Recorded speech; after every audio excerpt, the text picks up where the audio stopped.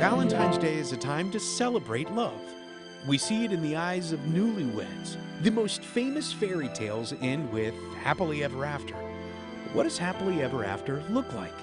At this home in Wantagh, Valentine's Day is a celebration of a life spent together. You got to get that opener, Betty. I have the opener. I'm Betty. Hi, I'm Al. We're married almost 59 years. In September. And we know each other for almost 61 years. You got it. Hooray! Hallelujah! Happy New Year. We met on a blind date, and it was fun. It was surprising. I didn't like him at all. And just like in the movies, this classic meet cute led to nuptials. When we finally got the pictures back, they put in 2 color pictures, and they said that's the first time that there are wedding pictures with color. Everything else was black and white. Over the years, they built a family, had careers, and overcame hardships together. They stand in unison as an example of the enduring vitality of love. I'm sure we had a little misunderstandings over the 59 years, but you gotta admit you were wrong, and you gotta say you were sorry, and never go to bed mad. We've always tried to agree on everything. Most of the time, she's 100% right. No, not really. Well, you are Not like really. You're right a lot more than me. And you are? Yes. Oh, okay, thank you. We want to wish everybody a happy Valentine's Day. And a long-lasting relationship is like a fine wine that gets sweeter with time, or... You can also use an onion. You know, as you peel back an onion and you get to the middle, you know, the middle is sweeter than the outside. But yeah, when you peel an onion, you start to crying. cry. So I don't know if that's the... What's evident is it's not always about the big adventures in life. It's the little moments where love is reaffirmed. She makes sure when I go out, make sure you comb your hair. I said, Betty, do you think I'm going to go outside? But Are your shoes tied? Should we wear the zipper up? Should we wear the zipper down on the shirt? When I meet my friends, we talk about different things, and I say to them, listen, the only time I won in life, when I met my beautiful wife.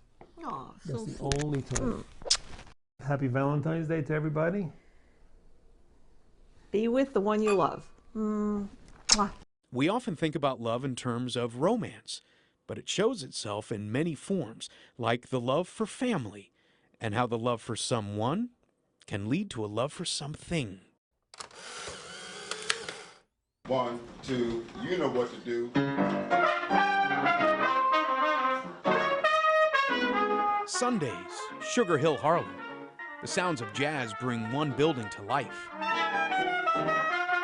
Crowds so deep they have to stand in the hallway, while this tiny apartment becomes a jazz parlor. It's a give and take thing. We're giving to them, they're giving it back to us.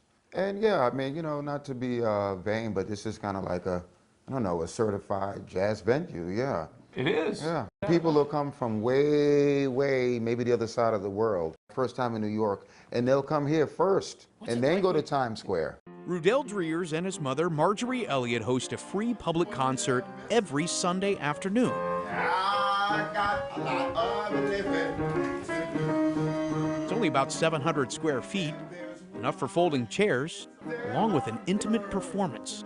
I'm hoping that they know I am sincere in the effort. I want to share with them. You hope this translates to them. Even though jazz was created in New Orleans, the center of the jazz world is New York. Since the Harlem Renaissance in the 1920s, 555 Edgecombe has been home to some jazz greats: Andy Kirk, Gil Scott-Heron, and Duke Ellington saxophonist Johnny Hodges all lived here. So for rising jazz musicians, apartment 3F has become a touchstone.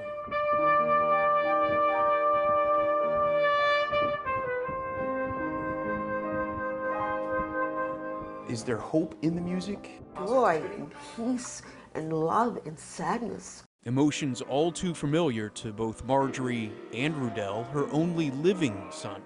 Marjorie's eldest, Philip, lived for 32 years with a debilitating kidney disease. In 1992, it gave out.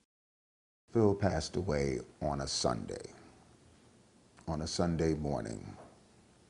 So shortly thereafter, my mother had the inspiration to honor his legacy with jazz. She started her jazz parlor to honor him and to make Sundays livable. I know the healing power. It gives you confidence. It tells you something about yourself. It makes you feel a certain way. Is it like breathing at this point for you? Yeah. This former music teacher still inspires students of all ages, giving them space. She's seemingly out of sight, but like a proud parent, secretly absorbing every note.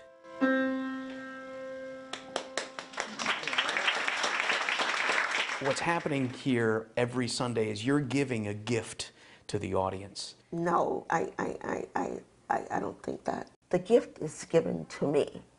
They embrace this. The audience that comes here, they're the critical part of this story. Lovely. I love them.